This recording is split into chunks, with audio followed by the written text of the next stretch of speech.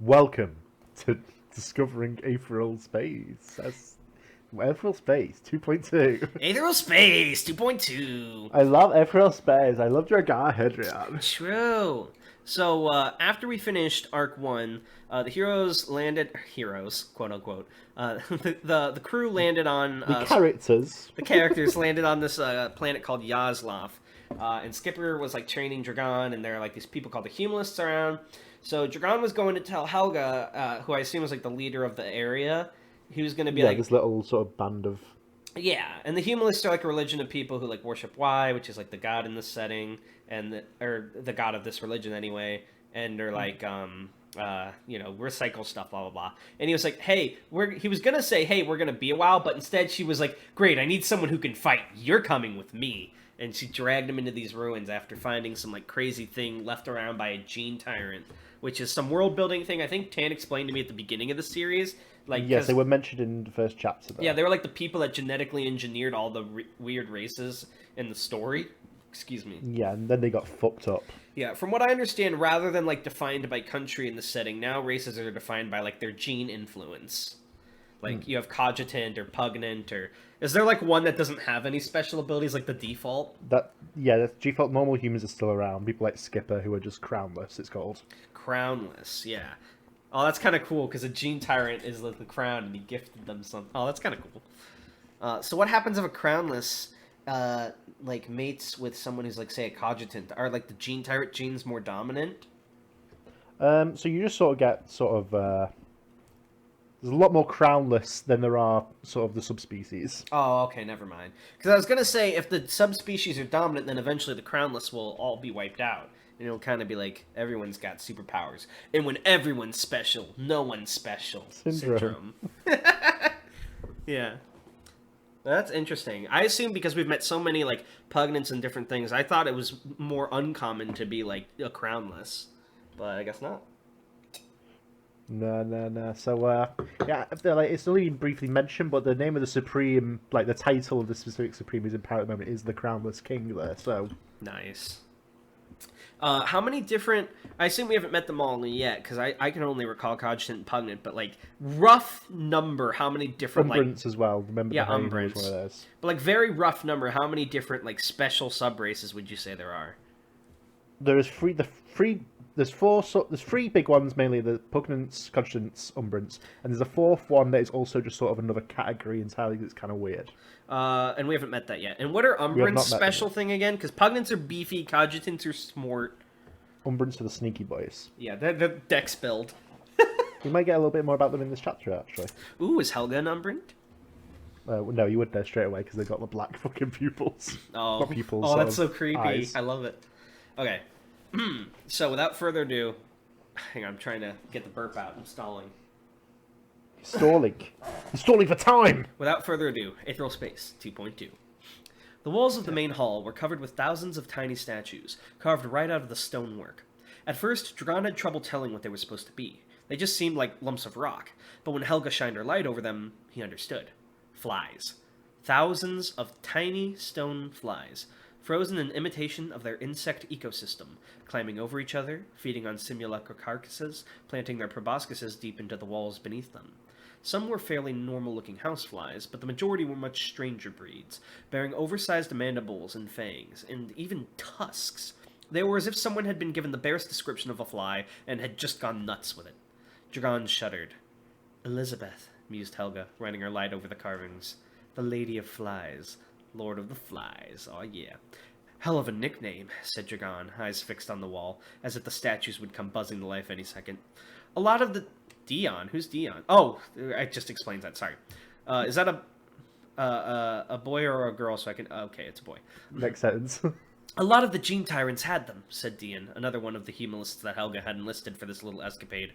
He was a lanky, pale man, with a nose so sharp it looked like it could break through stone. There was Victoria, the Chitinite, Nefertiti of the Hunter's Gaze, Zenobia, the Deep. When you change your form whenever you want, said Helga, I suppose your name is the only constant thing about you. No surprise you'd want to pretty it up a bit. Dragon raised an eyebrow. You don't see Umbrans taking on all those fancy nicknames, and they can change their appearance all they like. Helga waved a hand. Well, that's different. Umbrans can change their voice and hair, maybe adjust the shade of their skin a bit, but that's nothing compared to what the Gene Tyrants were capable of. I mean, changing your own genetic structure at will. Can you even imagine fucking Ben 10, the Gene Tyrant? It's basically a species. I mean, have you seen The Thing? Yeah. Imagine just like the ruling class are just the Things. Are they still around? Because I thought the Gene They are Tyrants were not, like no. old. Yeah, okay. As those got last fucked. words left her lips, she looked strangely sad for a moment, but quickly perked up. Okay, she said, standing up away from the wall she'd been inspecting. I wonder if we can find Elizabeth's personal quarters. Some Gene Tyrants just turned into an amorphous mass and rested in a basin, but I wonder if she used an actual bed. Dragon rolled his eyes. He really shouldn't have agreed to this. Come to think of it, had he agreed to this? It was more like Helga had decided that this was what was happening, and Dragon had just been forced to go along with it. They were stood in the main hall of the palace. Him, Helga, and her assistant Dian. Apparently, Helga was wanting to map the place out fully so they could mount a second, bigger expedition after she returned to the Humanist fleet. The space was truly cavernous, everything oversized. Empty portrait frames lined the walls, their contents either looted at some point or burnt during the Thousand Revolutions. I assume that's when the Gene Tyrants got wrecked. Yeah, they got fucked. A huge... They made too many things that were better at specific things than them. A huge table had once spanned the length of the room, but all that remained of it now was shattered and rotten fragments of wood. A huge metal chair, not quite ornate enough to be called a throne, lay on its side, rust slowly devouring it. Dust hung in the air like a dense fog. Listen, said Dragon, holding a hand close to his mouth to avoid breathing in too much of the dust. How much longer do you think this'll take? I'm going to be needed to finish the preparations for our ship. I don't have that much free time, you know? A complete lie. For one, Dragon wouldn't have the faintest idea what to do with a ship. For another, he had nothing but free time. It was strange, really, going from the adrenaline he'd experienced on Kalis Breck to the almost boring calm here on Yaslav. Only a couple more hours, said Helga, shining her light around the room, as if scared she'd miss something if she didn't look closely enough. I thought we were only meant to be in here for an hour or two in the first place. Helga looked away, instead inspecting a half-smashed statue of a girl in a flowing dress. Well, you know, plans change. I wasn't expecting the history here to be so historic, said Dragon, droll. She snapped her fingers, grinning. Yes, you completely understand! It's like we're walking in the shadows of giants! Dian offered him an understanding, long-suffering smile as they walked on. Clearly this kind of behavior was nothing new. Walking in the shadows of giants, huh? It was a nice turn of phrase, but from the look in Dian's eyes, it looked like it was one that was trotted out often. Personally, Dragon didn't quite like the idea of walking on giants' shadows. All it did was make it easier for them to smash you underfoot. He wasn't a big history buff, but there had to be a possibility that the Gene Tyrants had left their former palaces littered with traps before their extinction. It was what he would have done. Dragon sidled up to Dian. Be honest, he said out of the corner of his mouth. How long do you think this'll take? A while, Dian said, just as quietly. She'll want to find the living quarters for Elizabeth's pugnant guard, too, and probably the place her cogitant attendants spent their time. Then she'll want to know where Elizabeth did her experiments, and that'll be a whole other thing. Sorry, bud. Dragon sighed, trailing behind a little to stare into the eyes of the flies on the walls. Why, oh why, did he have to be so charitable and kind? A fucking Dragon. Skipper tutted as the computer refused him yet again. He'd been adjusting the fuel uplink on the Veritas, hoping to trick the ship into thinking it was getting the right kind of fuel. Usually the safeguards built into star yachts like this one would mean that the ship would just refuse to fly if the fuel on board wasn't the right grade, but that didn't necessarily mean that lower grade fuel didn't work for a ship like this. It'd fly just fine if the systems would let it. Well, it would fly fine for a while. Then it'd probably blow up. But there was a beautiful spot where it wouldn't explode. There was a beautiful spot there where it wouldn't explode, and they couldn't fly quite merrily during that. That is not what that says. Yeah. You trust him? Asked Bruno, crouched over the actual physical pipes that transferred the fuel from storage to the engines. Said Skipper, looking up. Hadrian, said Bruno, face dark. The Hadrian brat. You trust him? Skipper smiled. I trust everyone, Bruno. You know that. Bruno's face shifted into Serena's, who rolled her eyes theatrically. Bruno doesn't like him. He thinks he's going to betray us. You don't much like anyone, Bruno, said Skipper, still smiling. It's a thing I've gotten used to. I like plenty of people, muttered Bruno, when they give me a reason to like them. Skipper sighed, swung around in the seat to face Bruno. The kid saved Ruth's life, and mine, too. He could have let that special officer kill us and go back to his life, but he didn't. To me, that's worth giving a shot.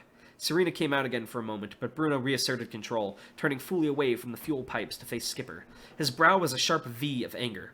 Listen, I've heard your story about how he shot the special officer or whatever. Now, I'll admit I wasn't there, so I can't say for sure, but... Skipper nodded. But, continued Bruno, raising a finger, my time working espionage for the UAP is telling me this all reeks a little familiar. This kind of thing is exactly how a covert insertion goes. You ask me, he's here to spy on us until we give him a bigger fish. It's all an investment. Sounds paranoid to me. Sounds smart, Bruno snapped. You trust someone when you shouldn't. That's it. We should know that better than anyone. We? Me and Serena. You're making a mistake if you think I haven't learned that lesson too, kid.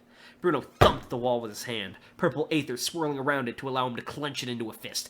If that's the case, he hissed, why are you doing this? You trust him, you're going to regret it. I can guarantee that 100%. Yaku%.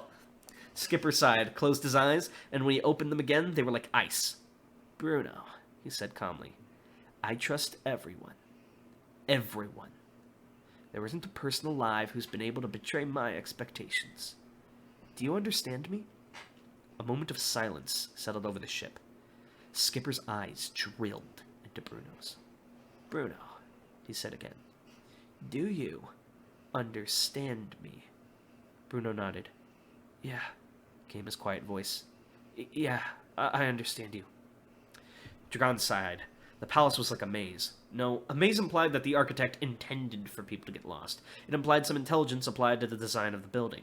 The palace was more like someone had built a nice castle, then built another nice castle around that, and kept going until you had a Fabergé egg so intricate you couldn't even find the front door. Dean was leaving a trail of some glowing blue liquid behind them as he walked. He had a belt with a few bottles of the stuff strapped to his waist. Smart. Personally, Dragon would have thought string would have been just as good, but he supposed that the wardrobe habits of the humanists meant they couldn't spare any fabric they got their hands on. Dragon spoke up, and was surprised by just how hoarse his throat was. It had been a while since he'd said anything. Okay, this is getting ridiculous now. Helga turned around. She'd been merrily walking along at the head of the group. Why do they even need someone specified in combat? Traps I get, but how would someone who's good at combat help with that? Maybe it's a guard thing, who knows? Like a fucking golem? Turning her head to take in every last detail of every last hallway. Huh? She said, cocking her head in genuine confusion. At least she cocked her head this time instead of Dragon cocking it. We've been in here for hours, said Dragon, shaking the last bit of water in his canteen into his mouth. Mapping out a place like this takes more than 3 people. If the guys you have here now aren't enough, then you should wait until your second expedition. Otherwise, you'll just be here forever.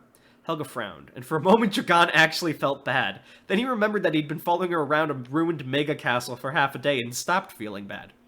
You really think so? She said quietly. What if someone gets to it while we're gone? Surprisingly childish. When Dragon had observed her leading the other humanists in the camp, she had seemed a mature leader with a degree of self-restraint. Here, in the ruins, she was a kid in a candy store. From watching her, Dragon could tell neither of those sides was an act. She was just someone who was very changeable depending on the situation. I think, rather than changeable, you might want someone just very malleable, and then leave it there. Personal recommendation instead of depending on the situation. I really think so, he said warily. If you're that worried, just leave a few of your guys behind to watch the place while you return to your fleet. That way you know the castle won't just walk off. He'd intended to just come up with some excuse so he could get out of the palace as soon as possible, but he seemed to be coming out with actual advice. Surprising. She looked at Dean, seeking his opinion. He shrugged. He wouldn't say it, but he probably felt the same way as Dragon. Well, she said reluctantly, dragging the word out as far as it would go, cupping her chin with a gloved hand. I suppose that would be okay. Dragon grinned, sweet relief coming to him. Finally, he would see daylight again, and not have to listen to someone telling him how fantastic the Gene Tyrants were for 5 hours straight. Okay, he said, clapping his hands together. Then back we go! That liquid stuff should still be lasting, right, Dean? Oh, they're gonna turn around, the liquid's gonna be gone. Dean nodded. Aye, lasts a couple of days. Good stuff, good stuff. Oh my god, they talk like you, Tan!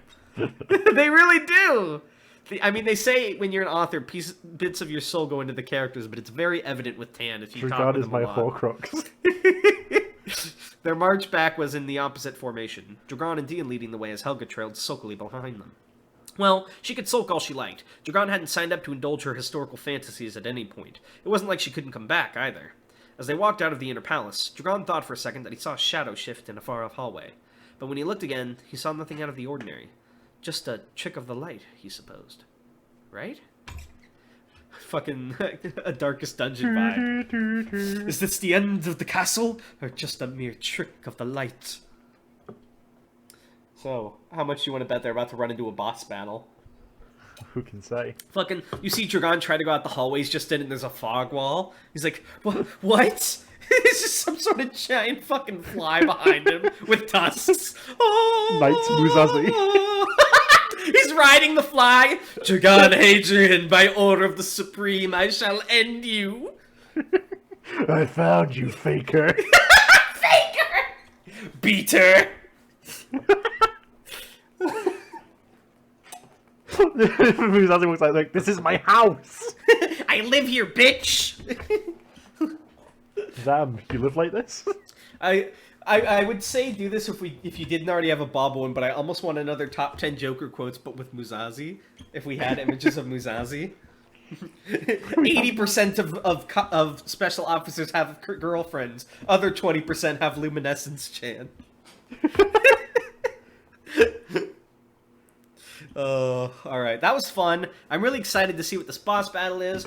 I got interested because it's been mentioned several times that Skipper always is jokey, even in serious situations. So the fact that he got so strict with Bruno for a bit is, like, kind of interesting. If there's some kind of history there, maybe, like, because we don't know if it's, like, he's just being strict with Bruno because he needs to be with Bruno specifically, or if, like, he really is into Dragon that much. When he says he trusts people, that doesn't necessarily mean it means he trusts that they're going to do what he expects them to do, is what I imagine him saying. Like, for example, he trusts everyone, and that, like, if he trusts an enemy, he knows what they're going to do, and he knows, Ooh. Very, no very one's ever been able to betray his expectations. No one alive, he says, been able to betray his expectations. I'm, like, so invested in all these characters. Anyone who's watching, please leave a comment. Who's your favorite character right now?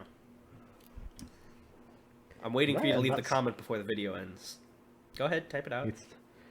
You're a little nervous, huh? It's okay, you just press the send button there, you can send it right to us. Alright, thank you so much. Okay. Thank you, nice shirt. Yeah. Alright, Tan, why don't you send us off? Thank you for leading and listening, everyone. Bye-bye. Bye.